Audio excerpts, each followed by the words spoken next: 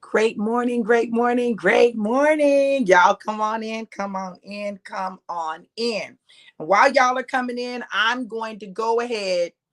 um I'm going to go ahead and go share the live. Yeah. Hold on. Hold on. Great morning. Let me share.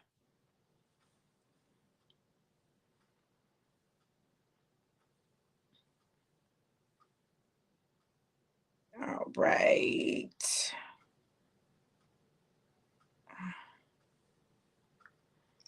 Y'all let me know who's here and where you're tuning in from. Let me know who's here and where you are tuning in from. Baby, I'm about to, yeah, it, it, it, but y'all come on in, come on in. We can ready to talk about this topic because let me tell y'all something. It's time to dead some stuff. It's time to dead some stuff.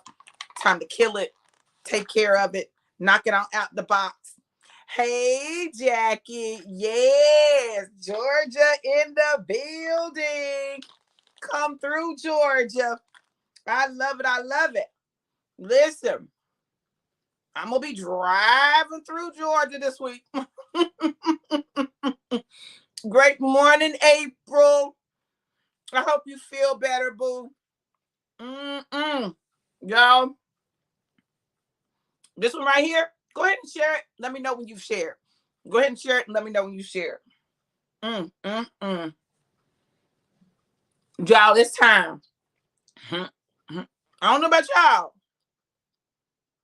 but I'm ready. I gotta get my gummies in, y'all. These gummies are good, honey. That's a whole nother story. Listen, y'all come on in. Come on in, come on in. It's going down.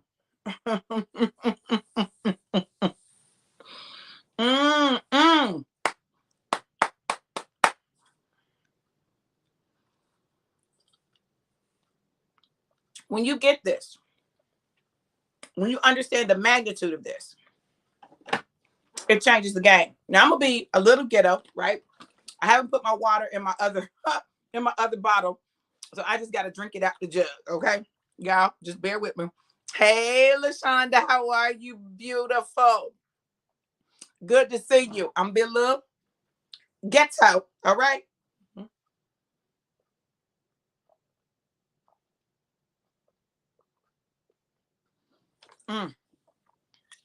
But I had to get some water in. Okay. So listen, let's do real talk. Okay. Let's do real talk. I've been on a journey. My entire life has been a journey, right? Because I am a scholar, is who I am. I've always kind of just like wanted to understand things, wanted to know how things work. Like that's me, right? I want to know the psychology behind it. I want to know, the science behind it, the biology. Like my approach to things has been very holistic. Okay, that's what I'm gonna say. That's what I'm gonna say. Holistic. Hey, Sheeta. Hey, DePaul. How are you? Now, listen.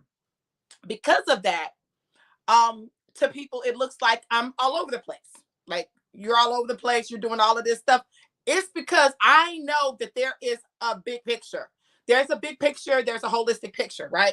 So what I've discovered in my life is I've discovered different bits and pieces. Even when I teach psychology and I talk about different theoretical frameworks and different approaches to psychology, I talk about the fact that there's no one view that I wholeheartedly embrace, that instead I believe that there is some combination of them that more accurately reflects my understanding of the world, right? I tell my students that all the time. I tell them you don't have to feel like you have to pick one of anything. See, that either or mentality is something that is Eurocentric, and it's either this or that. No, listen, as African descended people, African people, people of color have always known that everything works together. Always known that. We've known that it all is together. It's not this or that, it's this and that, right? They both can coexist without one denying the existence of the other.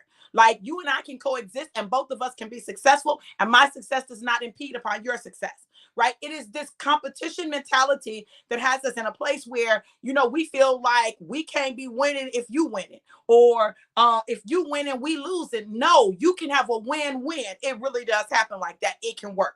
So I'm doing this live because I need y'all to understand how real this thing is. Listen, when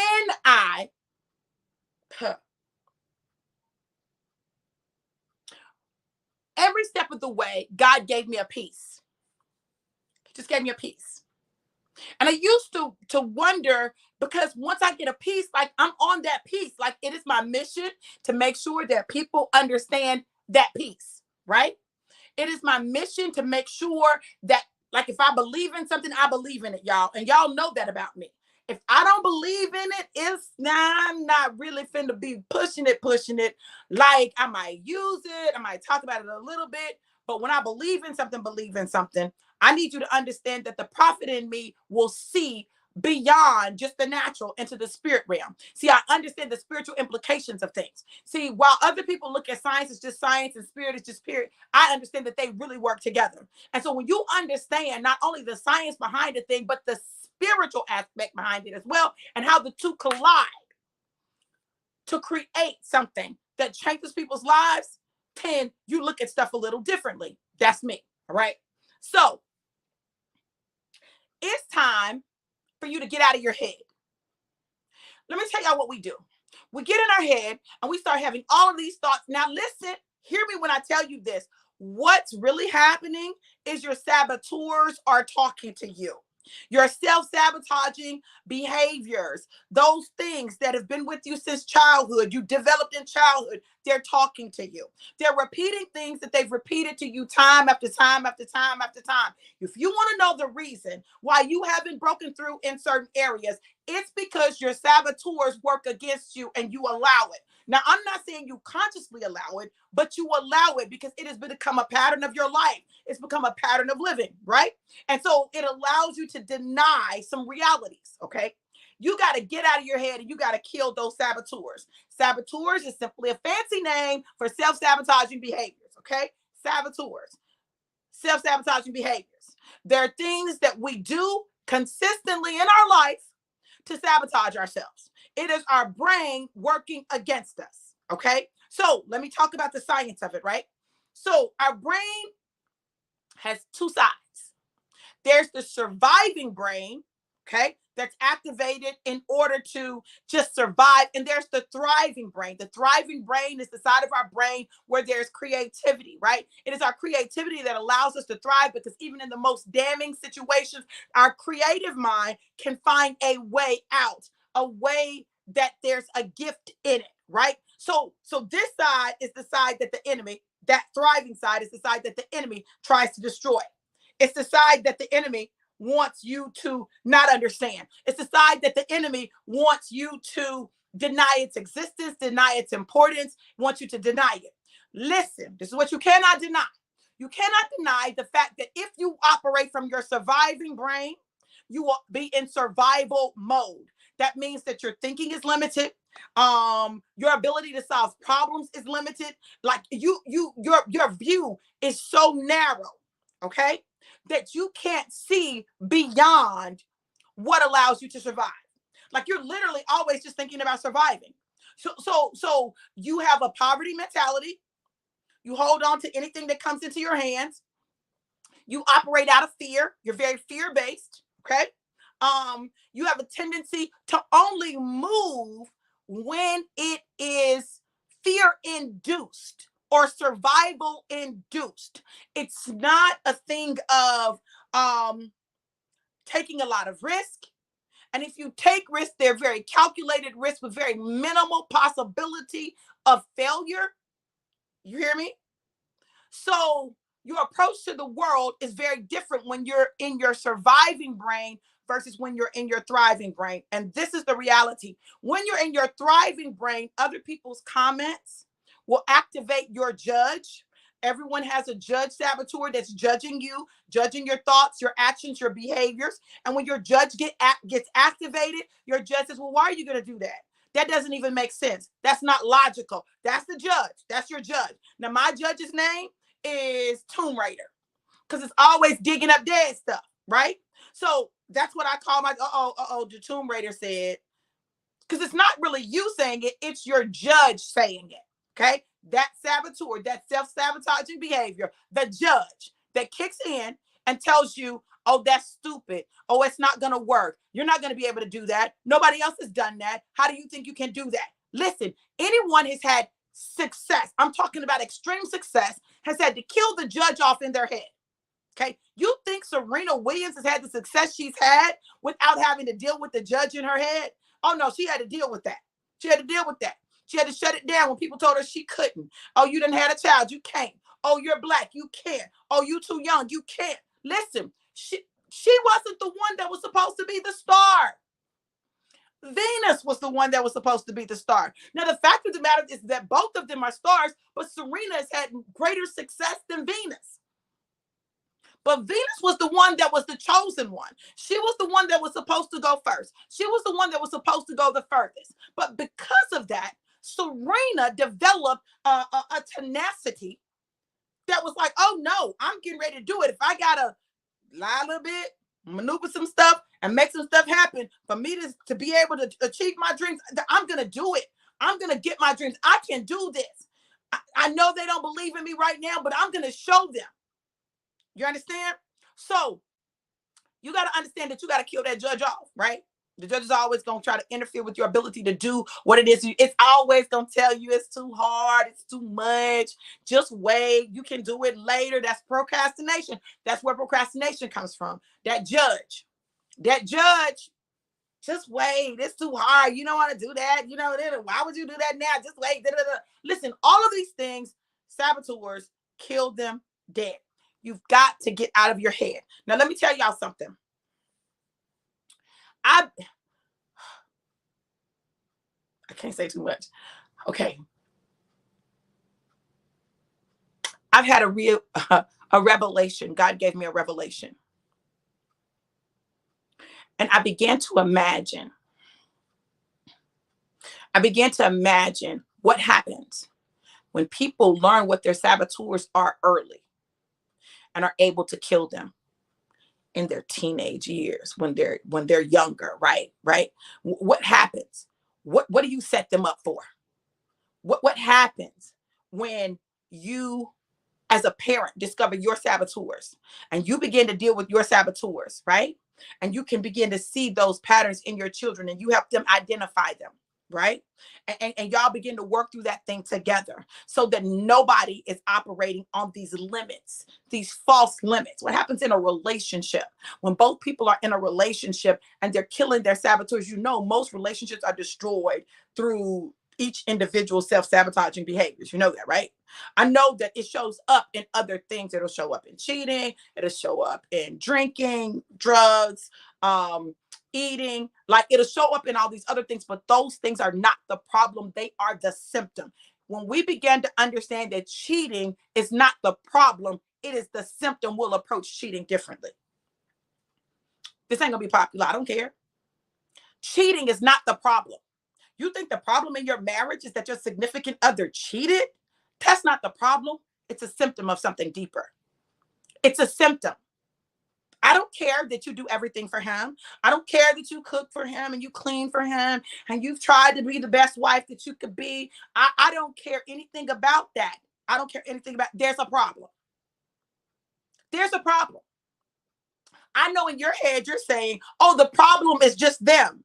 I promise you it's not just them. I promise you it's not. It's not. It's deeper than that. It's easy when cheating occurs to just blame the cheater. I've been the cheater and the cheated on. I've been both. And I know from both places there was a problem that was deeper, that we may not have understood. We may not have even been able to identify. But I promise you this, I bet, just guarantee, if I'd known what I know now about these saboteurs, I would have been able to pinpoint where the problem and the conflict was coming in. So this is why Listen, we've got to understand that what I'm telling you, I'm not telling you because I just want to have something new to talk about.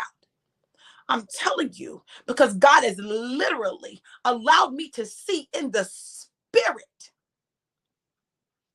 how when you can put a name to it, you can kill it. Even as a person who deals with spiritual warfare, I understand that. A person who's dealt with demons and like I understand this. Like this makes perfect spiritual sense to me. And it is a natural manifestation of spiritual things. Okay. It is a natural manifestation of spiritual things. And when we begin to understand that we can deal with things, that we've got to get out of our heads and kill those saboteurs, those self-sabotaging behaviors that keep coming up. Now, no one is immune to them. No one is immune to them. It requires you learning how to kill them and consistently killing them when they show up. Anybody can fall prey to them because they're so subtle and they've been with us so long. Like, we know them. They're almost like our best friends. They've been the thing that we have relied on. It's the thing that makes the world make sense to us. The things that keep us safe, right? Keeps us from being hurt, but doesn't allow us to have real, genuine connection authentically at the root, beautifully the way God desires, because those things will get in the way. And you can do all the right stuff, right? But have expectations that whether you verbally express them or not affect other people. You ain't got to verbally say it for it to affect other people. I promise you, this thing has really made some things make sense to me that I just couldn't understand. And I thought it was just the other person. Oh, it's just them. It's just them. And it was not just them. It was my saboteurs and the effect that my saboteurs had on me, my personality, how I dealt with people, and then how it affected them, and then their saboteurs and all of that. So literally, I could not understand for the life of me. There was no way I could wrap my mind around my daughter running away when she was like 12, 13 years old. I couldn't understand it. Girl, you got your mama and your daddy together. You got your own room, your own TV, your own game system, and your own cell phone. All you got to do is follow the rules. You just follow the rules. That's all you got to do. Instead of being willing to follow the rules, you want to run away. Well, see, I was looking at it very surfacely because what I was not looking at was that my high achiever was in overdrive because we had been homeless. What in the world? Here I am with a freaking PhD and we were homeless for like 5.5, almost 6 months. What? What in the world? So my high achiever, hold on. I'm gonna tell y'all in just a second. Because listen, I had some stuff that was in overdrive because of what we had experienced. Hold on. Let me get to it. My my stickler, my controller, my pleaser, my restless, my hyper vigilant, my hyper rational, my victim, my avoider, everything was in overdrive because I'm trying to manage people's perceptions of me. I'm trying to be in control of stuff because I felt out of control because we were homeless. Like I'm restless because I'm trying to find what's going to give us the breakthrough. Listen, it's got to be done like this because I need order, something to bring some semblance of order to my life in the midst of the chaos. I'm avoiding some stuff because I feel like if I talk about it, it's going to destroy relationships. I don't know how I'm going to do it. I'm hyper rational because I'm trying to rationalize everything and not feel anything, shut my emotions off because emotions are too painful. Who got time for them? I ain't got time for no emotions. For what? I got stuff I got to get done. I can't be emotional. I can't feel nothing. So now I'm cold. I'm insensitive, but I'm sensitive. You understand? I'm sensitive enough so that people feel like I'm sensitive, but I'm not sensitive enough to really deal with my feelings. Y'all understand what I'm saying? Am I making sense to anybody? Can anybody relate to this?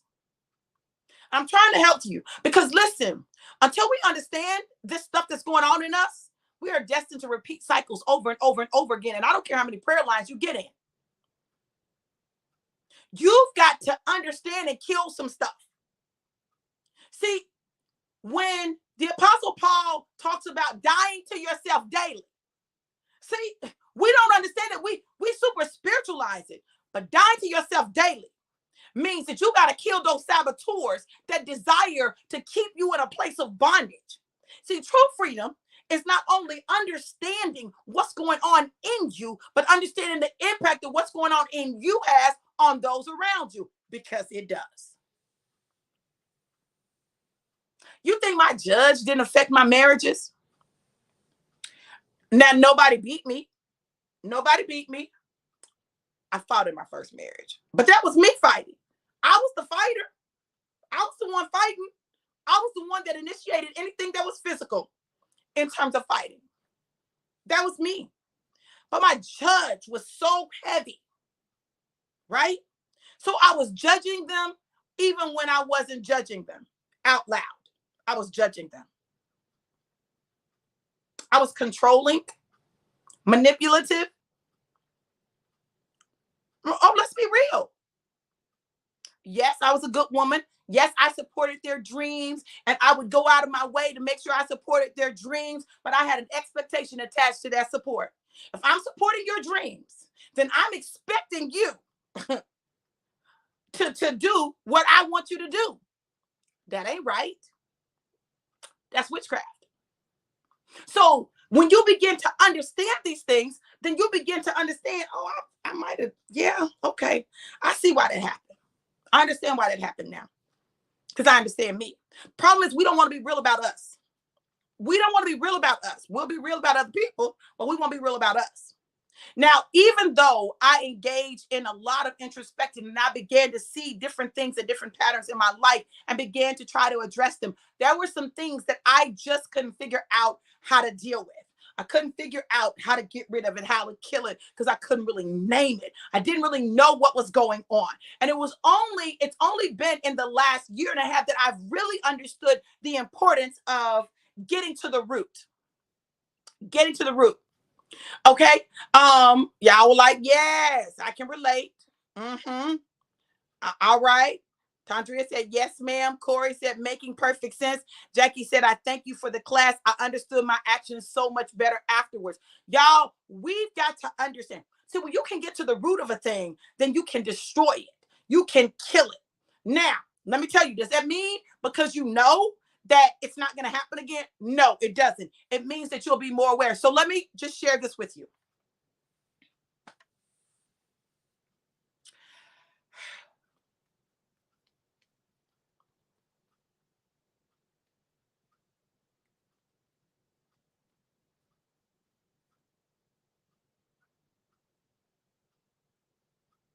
Okay. Even though I know, because these things have been with me since I was a child, I can find myself slipping back into them, even though I know that I don't want to slip back into them. I see them. I see it coming. But I'm still working on navigating, figuring out, how to cancel it, how to stop it, how to keep it from taking me over or taking me to a place that I don't need to be. Right. I have to work through it. Right. So I'm listen, I'm not the biggest planner, right? I can move and go with the flow, right? But my flow disturbs other people. My flow, I so my judge, I'm gonna tell y'all about my judge. So my judge says,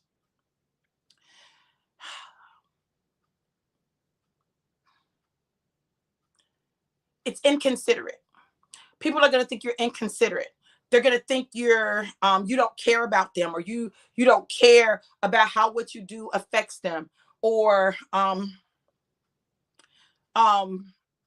they're going to negatively evaluate you, or they're not going to want to be in relationship with you.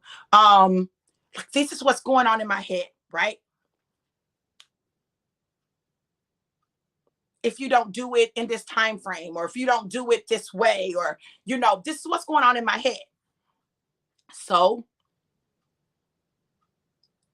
I found myself trying to navigate my travel, right? I'm trying to navigate my travel.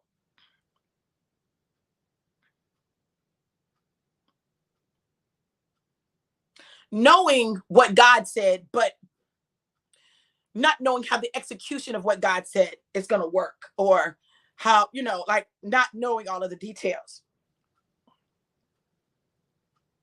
Being hesitant to reach out to people whose help I need, because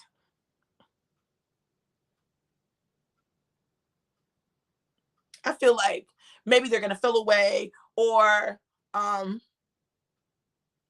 do they really mean what they say? Okay. Just all those things that go on in your head, right? That try to stop you from doing what God has called you to do.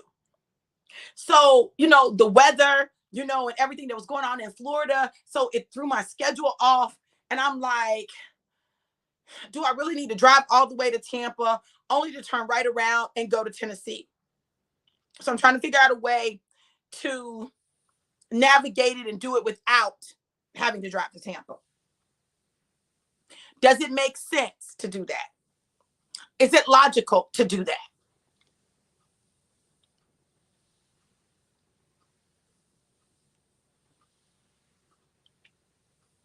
And if I do it,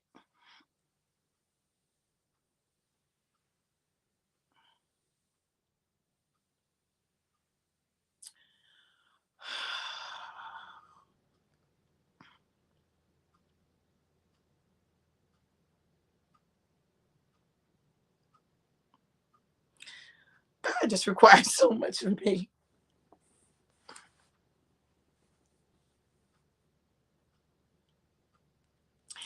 If I do it,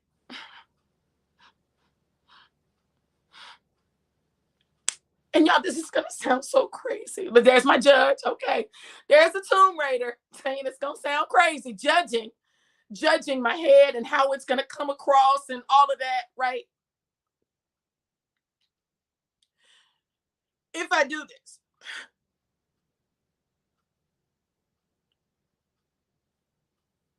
after I just had to figure out how to make my car payment,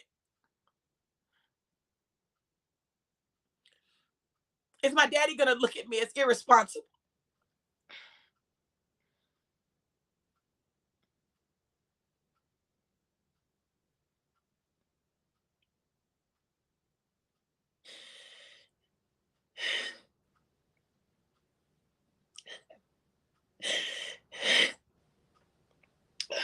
This was not my plan.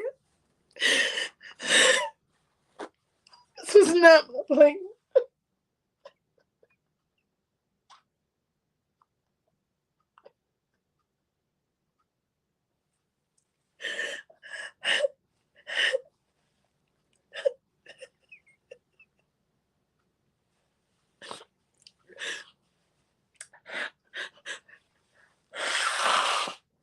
Oh my God, this was not a plan.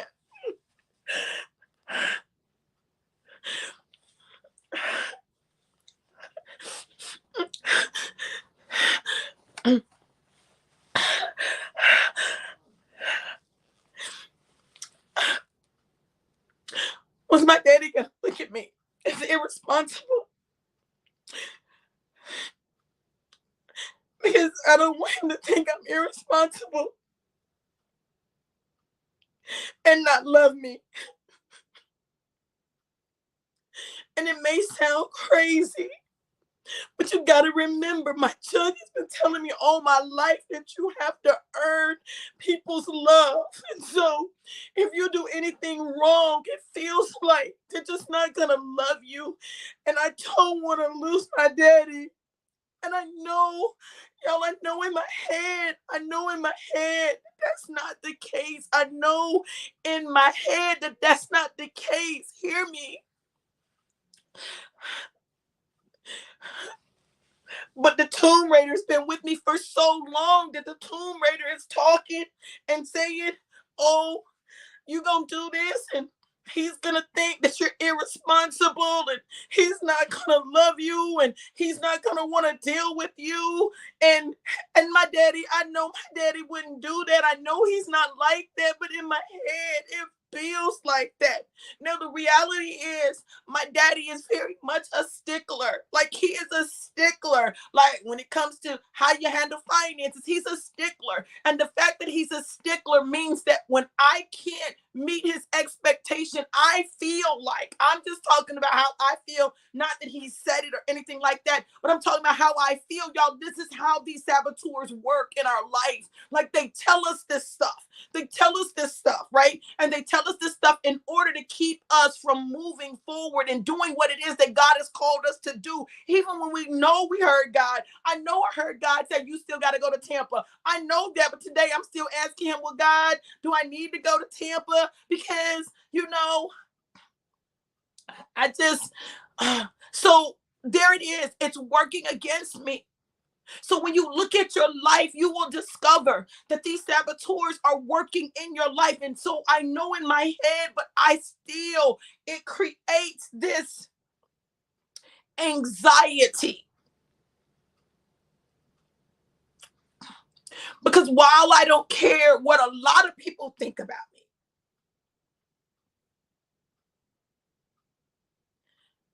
this is the month that I lost my daddy last year, and I don't want to lose another daddy. I don't want to lose another daddy. So in my mind,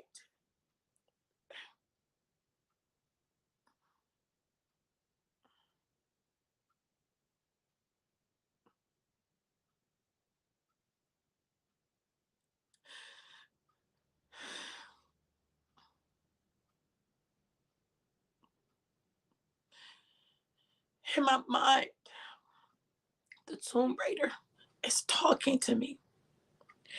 And I have to shut the Tomb Raider up. Shut the pleaser up. Shut the avoider up. I got to kill him. I don't want these things to continue to live in my head. And I know with everything in me, if we all can begin to identify those saboteurs, those things that cause us to sabotage ourselves, our lives become much more productive, much more successful. Like, we're able to accomplish so much more. Why? We're removing the limitations from ourselves. We're removing the limitations. So many things we would do if we didn't feel like we would be judged. So many things we would do if we didn't feel like we weren't good enough. So many things that we would do if we would feel like we can just be and not do. We limit ourselves.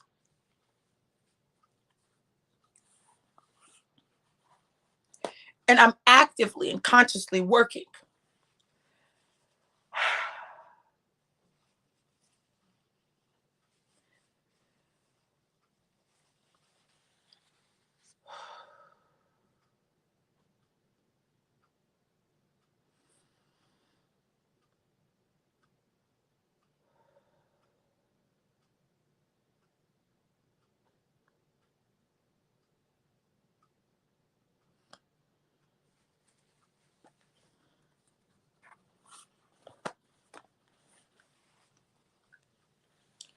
to take control of that and kill those things.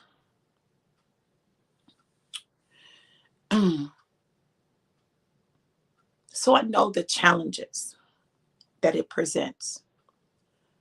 But I'm telling you, you all, we don't have time to allow those things to marinate, to fester, to do all of that. We don't. Life is too precious. I found out the other day that a woman that models with me when I, would model in Tampa, and we were in a lot of shows together. She's around my age. I'm not sure exactly. She's in her 50s. But she was in her 50s. Died of a heart attack. They found her 2 days later in her apartment. And it just brings our mortality to light, right? We don't know how much time we have. We don't know the day or the hour. So what we do know, though, is Jesus said that he came to give us life and life more abundant. That he came to set the captives free, to heal the sick, give sight to the blind, and allow the deaf to hear, the mute to speak. We know that he came to give us joy for our mourning. Listen, we've got to do our part. And our part means identifying those things that are holding us hostage and deal with them. Deal with them, kill them, take them out. We have to do that. That's our part. See, Jesus has done everything that he was going to do. It's done already. And he said, and greater works than these shall you do. And just preaching another sermon, singing another song, it's not enough. Laying hands and casting out the demons, but not giving people practical tools to deal with and address the stuff of their life, it's not enough. We've got to do better. We've got to do better. That's why it's my mission and my mandate to help people apply the word of God to their life in very practical ways, ways that will allow them to get on the other side of the things that have held them hostage. See, there's nothing like that self-doubt that holds you hostage, that resentment, that anger, that unforgiveness. Well, where are those things coming from? Because those things are symptoms. They're symptoms. The problem, the root, is these saboteurs. That's the root. You know how I say everything is rooted in childhood, right? That's where the saboteurs are established, in childhood, right? They're our coping mechanism to deal with the world that we don't have the ability to control. So we use them to help us survive. But the thing that used to help us survive begins to destroy us. And that's why we have to kill it. And we have to begin to teach our children healthy coping mechanisms to deal with the world. That means that we need to have them. We can't teach what we ain't got. We can't give what you ain't got. Listen, this is why I can't be mad at my parents for not giving me something that they did not have. They could only give me what they had. Now, why am I mad at you for not giving me something that you did not have? You don't have it. So it's my responsibility to get it, so that then I couldn't give it to my kids when they were younger. I couldn't. I didn't have it. I gave them what I had. I did the best that I could do, okay, with what I had and my own saboteurs working in my life. But what I can do is I can work on destroying those saboteurs in my life. Share that with my family, those who take it and get it, take it and get it. Everybody won't. A lot of people don't want to deal with the fact that they self-sabotage. They don't want to admit it. They don't want to acknowledge it. They don't want to. A lot of people don't want to deal with the fact that their brain is working against them, right? All of this greatness up here, sometimes it works against you, okay? But we have an obligation to ourselves, to past generations, and to future generations to break it. Break it. We talk about break every chain. These are the chains that need to be broken.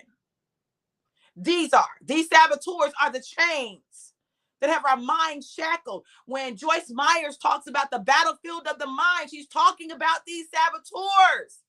Listen, we can make it super spiritual, but what I'm telling you is all of it is encompassed in our saboteurs. They're working against us. The renewing of our mind is killing those saboteurs and replacing that, killing that off, replacing it with the knowledge and understanding of who we are in God, that we are victorious, that we are amazing, that we are fearfully and wonderfully made, that we are enough, that we are loved, that we are the apple of his eye, that we are victorious, that we are more than overcomers. Now, you can say that all you want to, but if you don't kill those saboteurs, you're saying that, but underneath the surface, this other stuff is still working against you. So your words are saying one thing and your mind is saying something else. And so thus you become what? Double-minded. Today you're victorious. Tomorrow you're defeated. The saboteurs are the key. That's the key.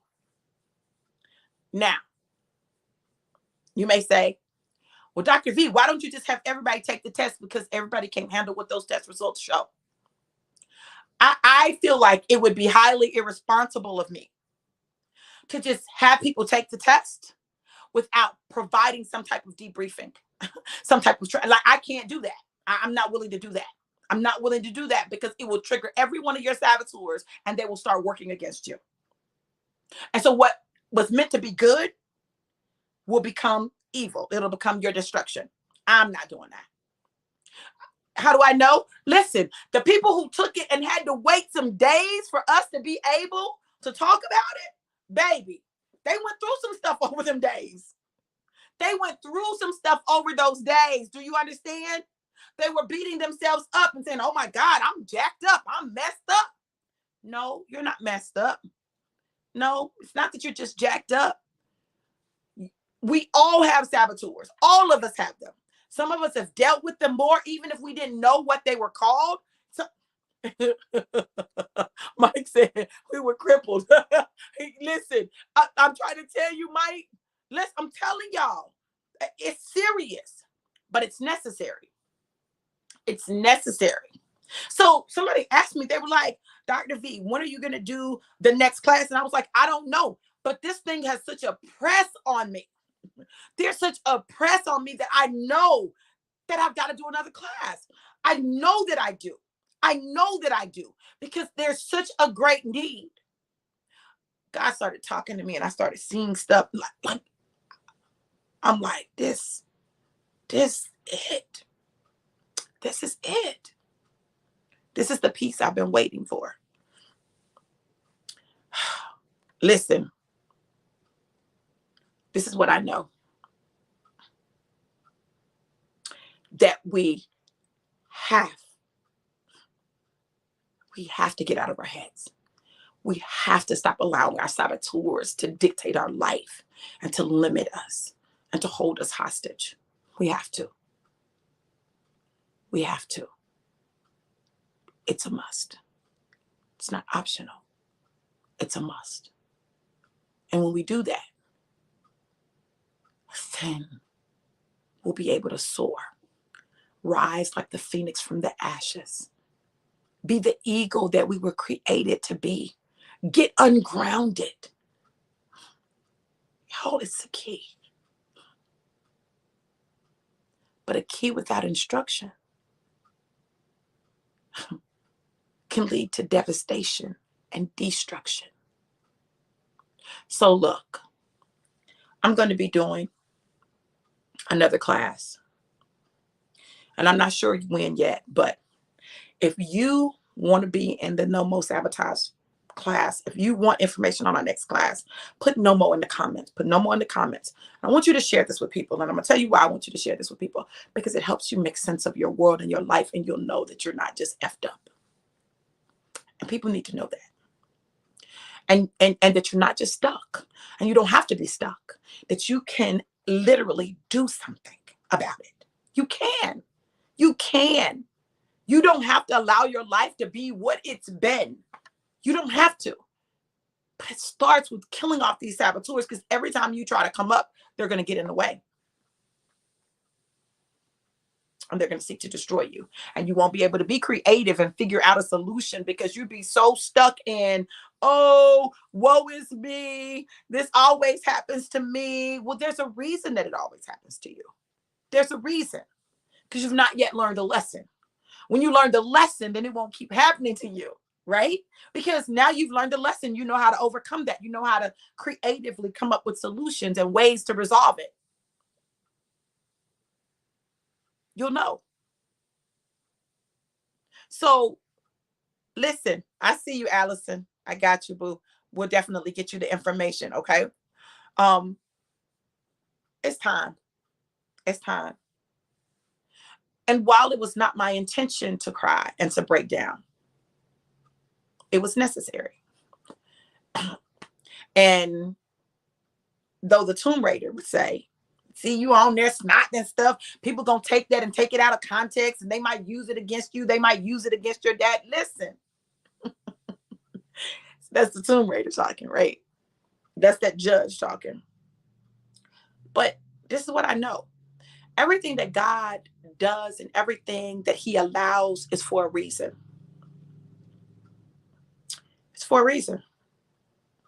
And that reason is for us to see, understand, be provoked, to move forward, to tackle those things that have held us hostage, and to get to the place of victory. The victory's already been given, but we still got to get there. You understand? So it's already ours, but we got to possess it. We got to take it and know that that's God's desire for our lives. It's time out for us repeating the same cycles over and over again. My girl, Tandrea. Tandrea is one of my former students. I see you, baby. I got you. She's one of my former students. And has gone through a lot. And I remember she had lost a few babies, and all she wanted was to have a baby. This amazing husband, an incredible anointing. God had been moving in her life. He gifted her and everything.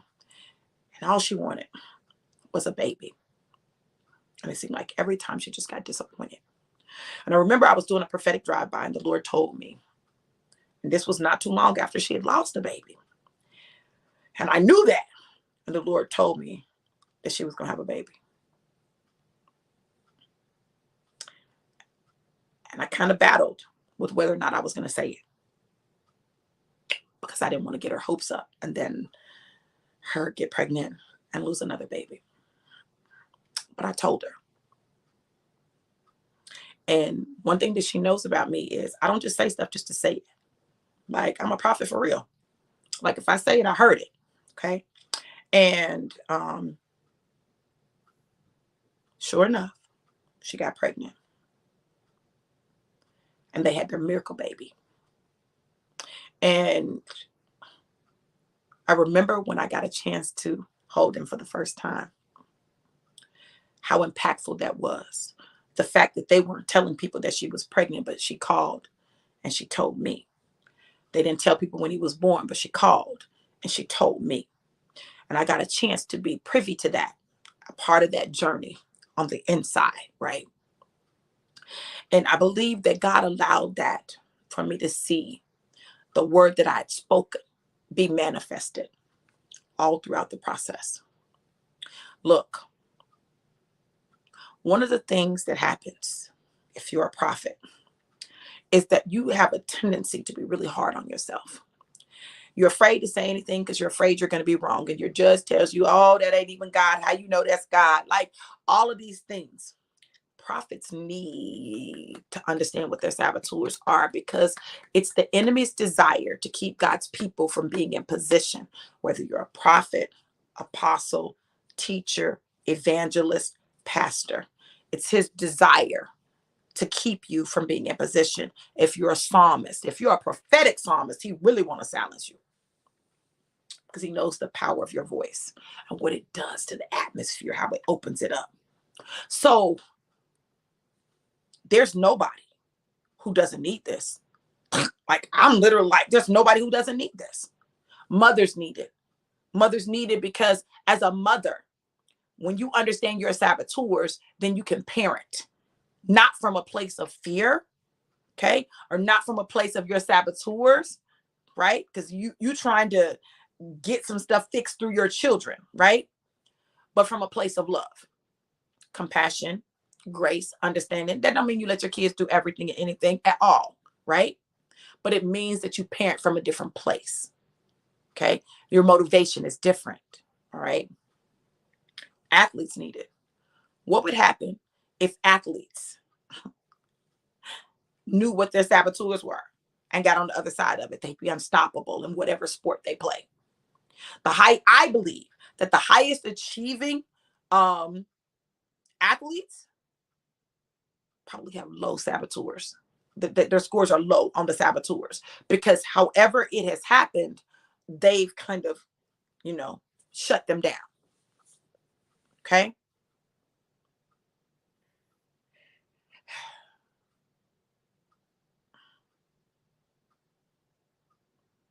Leaders need it, business owners, entrepreneurs need it. Like, everybody needs this.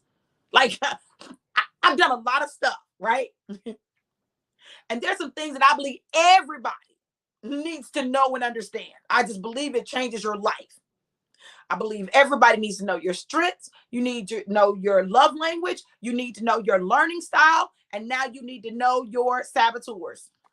Baby, game changer, game changer, game changer.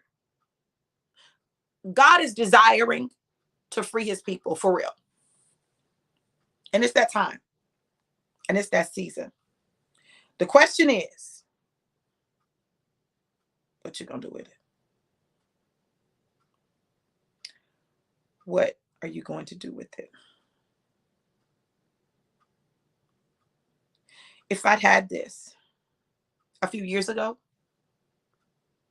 my school probably would have been where I saw it being when God gave me the vision, would have been there. But everything happens for a reason, and everything happens when it's supposed to.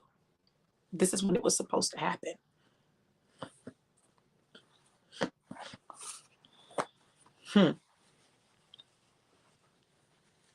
I don't know that I would have had the capacity to really handle this knowledge the way I can handle it now then. There were things that needed to happen in my life for me to be prepared for this. There was a level of growth, a level of maturity that had to happen, a level of settledness that needed to happen in order for me to be able to wield this with the grace that I needed to. Thank you, Nisi. Yeah, it's a game changer. Y'all, it's such a game changer. I'm trying to tell y'all. I'm not just saying it just to say it. I'm saying it because it's the truth. I'm gonna tell you what it felt like for me to really get this and begin to understand it. It felt like when you get saved. I don't know if y'all remember when you first got saved. I remember I was at well, I had already gotten saved, but like I had this major encounter with God. I was at a camp. I went to a little Baptist mission, right? Where they came around, picked the little black kids up and brought them to the little mission next to the park, right? And I'd gone to summer camp. They paid for me to go to summer camp. I went to summer camp. And when I was at summer camp, I had an encounter with Jesus. Like, I had an encounter. And I remember that encounter. And it was I felt so light afterwards. I remember I was walking up a hill and it felt like I was floating up the hill, right? That was my first, like, really major encounter with God. And it changed my life. But then you go back into your life and it is what it is. And, it is what it is, right? But God has had his hand on me my entire life. You can't tell me that God did not have a plan for me. You cannot. There's no way the things that have transpired in my life could have transpired if God's hand had not been on me. Literally, I was chosen by God to not only do the things that I've done, but to go through the things that I've gone through. See, you need to know God chose you for your situation and your circumstances, chose your parents, okay? Your specific parent chose them. So instead of being mad at them, you need to ask God, why did you choose them for me? What is it that I'm supposed to learn from them? Why was their seed necessary? And what is this all about? When you understand that, you begin to move differently. Y'all, I'm not going to be on here long. Listen, I said what I had to say, and I'm going to leave it at that. But know this, know that God has a plan for your life. And it is a plan to prosper you and not to harm you, to give you a hope and a future, and to bring you to an expected end. There is an expected end. I pray that the word blessed you. Listen, if the word blessed you, sow a seed. You can sow a seed at Cash App, $ DRV Walters, Cash App, $ DRV Walters, or PayPal.me/DRV Walters. It is time for us to take this thing called life to the next level, the next dimension. God is waiting on us. We are not waiting on him. Okay? So it's time to kill those saboteurs and get out of our heads so that we can truly get the freedom that God desires us to have. Now, there's some other pieces to the puzzle. This is a huge one, right? This is a huge one. This is like the root. Yeah. Because when you get your thinking right, your thinking can even change your DNA. So it's some stuff we got to do. Let's do it. Look, I love you guys to life and life more abundant. Be absolutely, unequivocally, and beyond measure blessed.